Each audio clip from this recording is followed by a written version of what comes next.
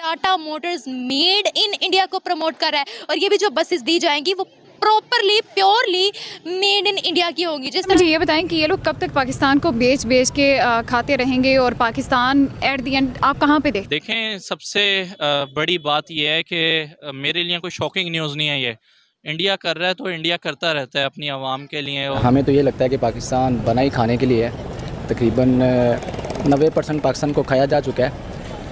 हम ये भी कह सकते हैं कि पाकिस्तान मुकम्मल तौर पर खाया जा चुका है। और मस्क तक को उन्होंने रिजेक्ट करके रख दिया था। आप मुझे ये बताएं उनका क्या इन्फ्लुएंस पड़ रहा है, क्योंकि वो हर प्रोडक्ट पे मेड इन इंडिया का ठप्पा लगा रहे हैं। मतलब कहते पाकिस्तान में इंडिया की चीज़ों पे क्यों पाबंदी है? हम साया मुल्क है। मेरी तो ख्वाहिश ये है कि इंडिया के साथ अच्छे ताल्लुकात होने चाहिए।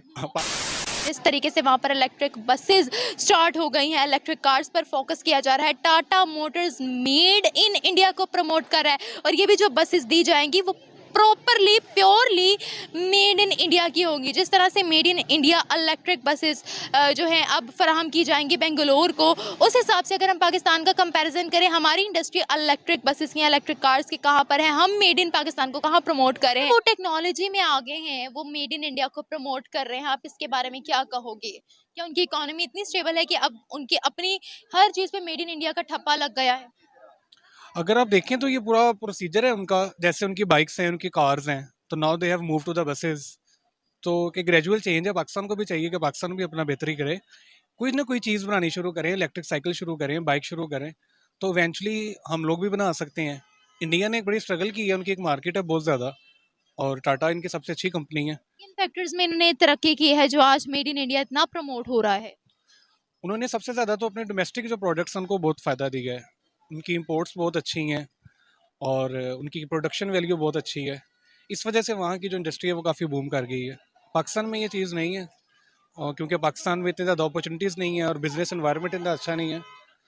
लेकिन हम होपफुल हैं, इंशाल्लाह ताला पाकिस्तान में भी काम अच्छे होंगे। आप मुझे ये बताइएगा कि अब जिस तरह से हम लोग इंपोर्ट्स पे फोकस कर रहे हैं, वो लोग अपनी ही कंट्री में मेड इन पाकिस्तान जो है वो प्रमोट कर रहे हैं, ना सिर्फ अपनी कंट्री में बाहर भी। तो आप उनको इस वक्त कहाँ देख रहे हो? आप उनके बारे में क्या कहना चाहोगे? पाकिस्तान की प्रोडक्ट्स के बारे में, इंडिया इंडिया तो लीडिंग मार्केट वर्ल्ड प्रोड्यूसर है हर लिहाज से। तो एक तो हमारा हमसाया मुल्क है। मेरी तो ख्वाहिश ये है कि इंडिया के साथ अच्छे ताल्लुकात होने चाहिए। पाकिस्तान के प्रोडक्ट्स उधर जाएं और इंडियन के प्रोडक्ट्स इधर आएँ, इस तरह का एनवायरनमेंट होना चाहिए। और जैसे इंडिया ने मेड इन इंडिया का अपना इनिशिएटिव लिया, पाकिस्तान को भी चाहिए कि वो भी अपना मेड इन पाकिस्तान का इनिशिएटिव ले। अच्छा सर, अब जिस तरह से वो लोग लीडिंग मार्केट बन गए हैं, ठीक है, जिस तरह से अपनी ही इंडस्ट्रीज, अपनी ही मैन्युफैक्चरिंग्स उनकी हैं और एलोन मस्क तक को उन्होंने रिजेक्ट करके रख दिया था। आप मुझे ये बताएं उनका क्या इन्फ्लुएंस पड़ रहा है, क्योंकि वो हर प्रोडक्ट पे मेड इन इंडिया का ठप्पा लगा रहे हैं और बड़ी बड़ी इंटरनेशनल मार्केट्स जिनकी उनको पॉलिसी समझ नहीं आती, वो रिजेक्ट कर देते हैं। इंडिया वालों ने क्या एलन मस्क को रिजेक्ट करना है? वो एलन मस्क एक बहुत बड़ी चीज़ है। हाँ, तो रिजेक्ट कर चुके एलोन मस्क ने कहा था कि मैं जो हूँ आपके साथ बिजनेस करना चाहता हूँ, बट इंडिया ने कहा था जब तक इंडस्ट्रियल यूनिट्स, मैन्युफैक्चरिंग प्लांट्स यहाँ पर नहीं आएंगे, किसी किस्म का कोई बिजनेस नहीं होगा आपके साथ। एक्चुअली मेरा तो इसमें ये है कि इंडिया को एलन मस्क की ज़रूरत है, एलन मस्क को इंडिया की ज़रूरत नहीं है। जरूरत नहीं, इंडिया को तो ज़रूरत है ना, क्योंकि वो तो दुनिया का नंबर इस time he is the wealthiest person in the world. तो आप ये तो नहीं कह सकते कि इंडिया को ज़रूरत नहीं है। बंदे का एटीट्यूड भी तो होता है ना, खुद मुख्तारी भी तो होती है। खुद मुख्तारी होती है, लेकिन बिजनेस में कोई खुद मुख्तारी नहीं होती। बिजनेस में तो सिर्फ इंटरेस्ट होता है। मतलब कहते पाकिस्तान में इंडिया की चीज़ों पे क्यों पाबंदी है? मतलब है कि ये तो इस्लाम में भी मना नहीं है। आप लोगों को भी पता है कि कोई पाबंदी नहीं है दुनिया में, कहाँ से सामान लेना है, कहाँ से उठाना है। एक बिजनेस, एक स्टॉक एक्सचेंज पे भी उसका असर पड़ेगा। हमारा भी stock exchange, economic, financial situation बेहतर हो सकते हैं अगर ये चीज़ें हट जाए आपस में ना, और मिल बैठ के इसके साथ एग्रीमेंट हम भी कर लें और हम उससे बिजनेस भी शुरू करते हैं। अगर हम जापान और जर्मनी और बाहर इतने दूर दूर मुल्कों से गाड़ियां इंपोर्ट करते हैं और इस पे इतनी बड़ी बड़ी टैक्सेस देते हैं, तो ये यार आसान नहीं है कि इधर इंडिया से इंपोर्ट करें। देखें, सबसे बड़ी बात यह है कि मेरे लिए कोई शॉकिंग न्यूज़ नहीं है। ये इंडिया कर रहा है तो इंडिया करता रहता है अपनी आवाम के लिए। और ये मतलब हर रोज़ अगर देखें तो कोई ना कोई न्यूज़ आ रही होती है। मेरे ख़्याल से हम लोग जो है बहुत ज़्यादा फोकस कर रहे हैं कि इंडिया क्या कर रहा है। अगर हम अपनी कंट्री का देखें तो हम लोग मेरे ख़्याल से जो हमारा मेन और सबसे बड़ा फोकस है वो यही है कि इस कंट्री से कर्ज़ा ले लिया जाए, इससे नहीं तो दूसरी कंट्री से ले लिया जाए। इवन कि हमारा वफ़द भी जो भेजा जाता है तो वो कहते हैं बड़ा अच्छा पैकेज तैयार किया गया है और इस पैकेज के तहत हमारा इतना कर्ज़ा जो है वो वसूल हो गया है।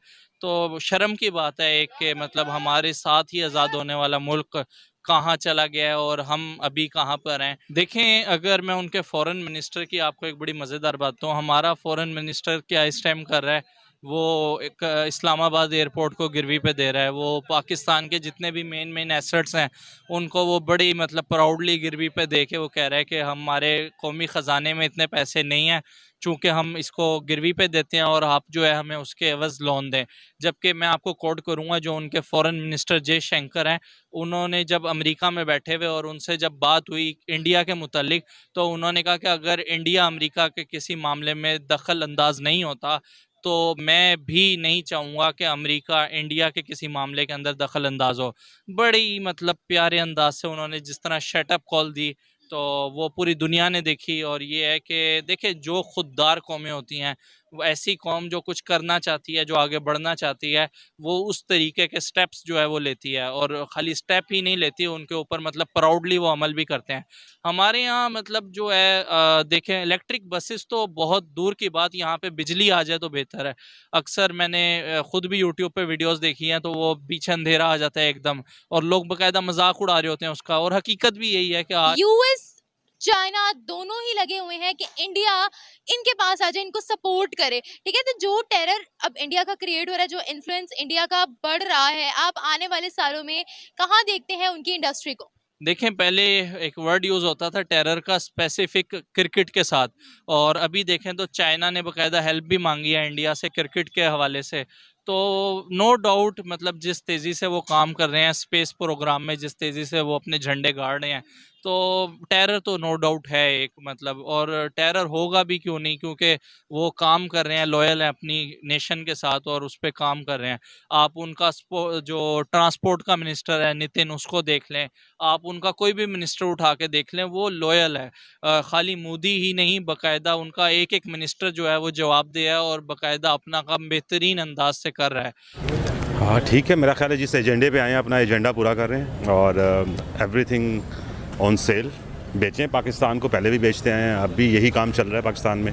अवाम के लिए तो कुछ नहीं है, सिर्फ यही है कि सेल करते चले जाएं। इसके मुकाबले में आप देखें बाकी ममालिक की जो पॉलिसीज़ हैं, they are very loyal to their own country. मुझे ये बताएं कि ये लोग कब तक पाकिस्तान को बेच के खाते रहेंगे और पाकिस्तान एट द एंड आप कहाँ पे देखते हैं कि हम कहाँ पे पहुँच जाएंगे? देखें, हमें तो ये लगता है कि पाकिस्तान बना ही खाने के लिए है। तकरीबन 90% पाकिस्तान को खाया जा चुका है। हम ये भी कह सकते हैं कि पाकिस्तान मुकम्मल तौर पर खाया जा चुका है और अब पाकिस्तान दूसरे ममालिक के हाथ में है कि जिस तरह पाकिस्तान मकरूज़ है, जितना पाकिस्तान पर कर्ज़ा है, मेरा नहीं ख्याल कि ये अगले 10-20 सालों में भी पाकिस्तान उतार सकेगा। तो पाकिस्तान हमारे अपने हाथों में इस वक्त है ही नहीं। पाकिस्तान हम अमेरिका का, मैं कहूँगा जिस तरह हमने IMF के हाथों में है, अमेरिका के हाथों में है, इस वक्त पाकिस्तान की ना पाकिस्तान के पॉलिटिशियन का कोई कंट्रोल